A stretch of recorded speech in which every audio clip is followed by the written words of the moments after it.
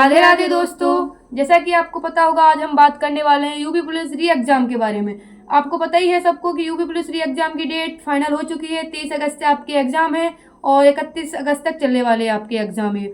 आपको पता ही होगा मैं सीआरपीएफ एचसीएम सिलेक्टेड एंड मेरे साथ सीआरपीएफ एएसआई स्टेनो। हम लोगों ने कैसे पढ़ाई की, किसके साथ भी हमने 2-3 एग्जाम क्वालिफाई कर रखे हैं, जैसे एमपी पुलिस का है, दिल्ली पुलिस है, एसएससी जीडी, ऐसे हम लोगों ने कई एग्जाम पास करके रखे हैं। तो हम आपको बताएंगे कि कम समय में कैसे हम लोग अपनी पूरी पढ़ाई की तैयारी कैसे कर सकते हैं, वो हम आज आपको बताने वाले हैं। जैसे कि अपन साल भर तो पढ़ते ही रहते हैं, पर जो एग्जाम पास आने लगता है तो मेन पढ़ाई वो होती है कि हमें उस समय क्या पढ़ना है।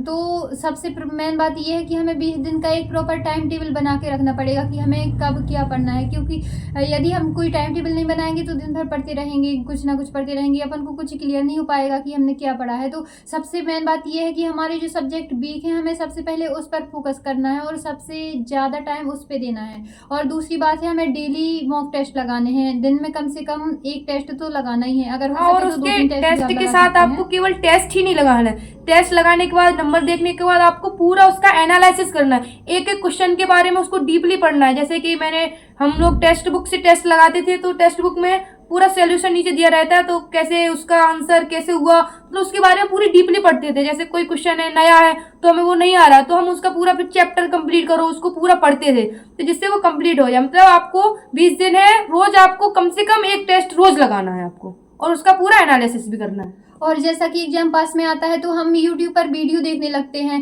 एग्जाम कैसे निकाले, कम समय में एग्जाम कैसे निकाले। तो हमें ये नहीं करना है, हमें किसी एक टीचर को पकड़ना है और उसी से 20 दिन तक पढ़ना है। जैसे कि मैं अपना बता दूं कि मैं RWA से पढ़ती थी और अभी भी आज से जो प्रैक्टिस सेट स्टार्ट हो रहे हैं तो मैं भी वो प्रैक्टिस सेट कर रही हूँ। अब आप सोचेंगे कि मैं वो प्रैक्टिस सेट क्यों कर रही हूँ, मैं तो ऑलरेडी सिलेक्टेड हूँ। तो मैं पेपर के लिए नहीं पढ़ रही हूँ, मैं बस अपनी तैयारी के लिए वो टेस्ट लगा रही हूँ। ऐसा भी नहीं है कि आपको RWA से ही पढ़ना है, अगर आप किसी और चैनल को फॉलो करते हैं उससे करते हैं तो इसमें कोई बुराई नहीं है। बस आपको बात है कि आपको समझ में किस टीचर से आ रहा है। हम लोगों ने जैसे RWA से पढ़ा, जैसे नवीन सर बहुत अच्छा जीएस पढ़ाते हैं, राहुल तेवतिया सर मैथ पढ़ाते हैं बहुत अच्छा। अगर आपके पास कोई दूसरे सर है, दूसरे सर से आप पढ़ते हो समझ आता है तो आप उससे पढ़ सकते हैं, इसमें कोई वो नहीं है। बस आप इस बात को याद रखिए कि आप एक ही टीचर को पढ़िए, अभी कम दिन बचे हैं तो एक ही टीचर को पकड़े रखिए, उसी से पढ़िए, सब सब्जेक्ट समझिए, एक ही फॉलो करिए अभी।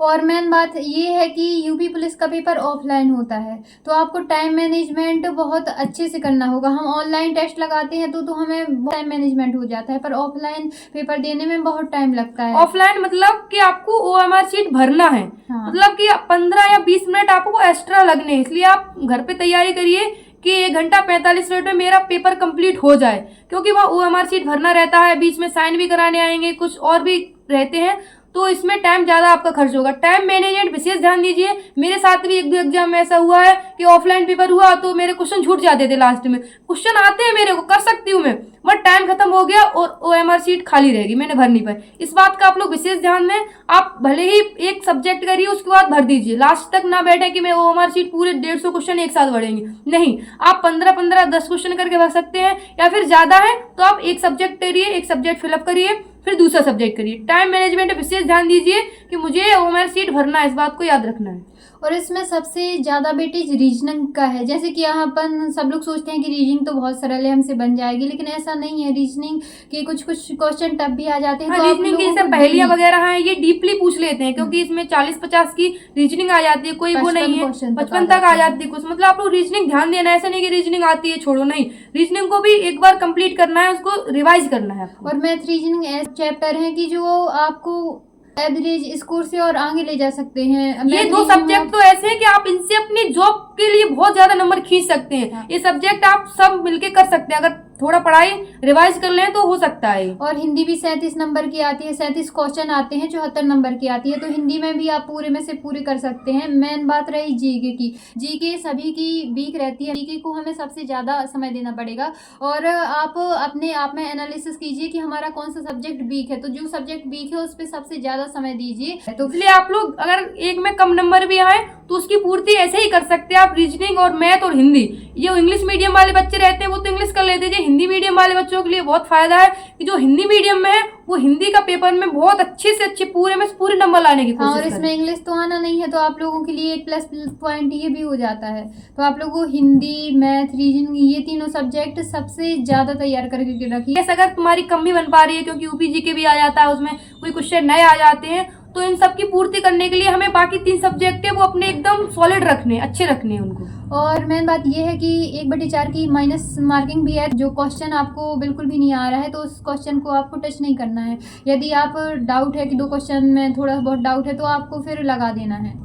हाँ, अगर तुम्हें लग रहा है कि एक ऑप्शन तो हो नहीं सकता है, ये भी ऑप्शन नहीं हो सकता, अब 2 ऑप्शन है तो मत सोचिए कि तुक्का लगाए नंबर में, नहीं, फिर लगा दिए, इसमें फायदा ही होता है, जाना ये नहीं है कि नहीं होता। अब ये है जो क्वेश्चन आ ही नहीं रहा है, पढ़ा ही नहीं है, उसको आप छोड़ दीजिए उसको, क्योंकि वो माइनस मार्किंग ले जाएगा आपकी, इसलिए उसको छोड़ दीजिए। तो अब वो टाइम नहीं बचा है कि आप यूट्यूब पर कई वीडियो देखते जा रहे हैं, वो टाइम नहीं बचा है। अब आप वीडियो देखिए, रणनीति पकड़िए और बिल्कुल लग जाइए पेपर में। इस पेपर में आप अपनी जी जान लगा दीजिए, क्योंकि आपको 20 दिन में वर्दी मिल सकती है। सोचिए दोस्तों, आप अपनी 20 दिन में अपनी वर्दी ले सकते हैं और अपने लाइफ स्टाइल को पूरा चेंज कर सकते हैं, अपने घर परिवार को पूरा चेंज कर सकते हैं। इसलिए दोस्तों 20 दिन है, 20 दिन में वर्दी पाना है, इस बात का प्रण ले लो।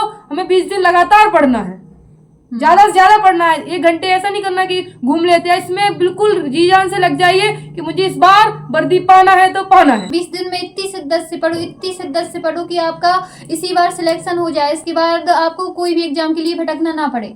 मेहनत जोश से तैयारी से लगे रहिए गाइस। ओके दोस्तों, राधे राधे।